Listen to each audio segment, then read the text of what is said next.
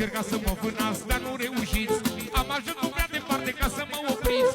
Urmăriți-mă de vreți și prin satelit. Cu toată tehnologia tot v-am fraierit.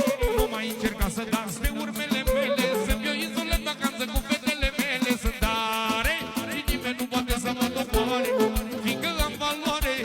Tot timpul rămân în picioare, nu mă duc la vale. Sunt tare și nimeni nu poate să mă doboare. Am putere mare, când e vorba de o încercare, mă las cu ochii în soare. Pentru Petre Mondial, care știe tot podariul.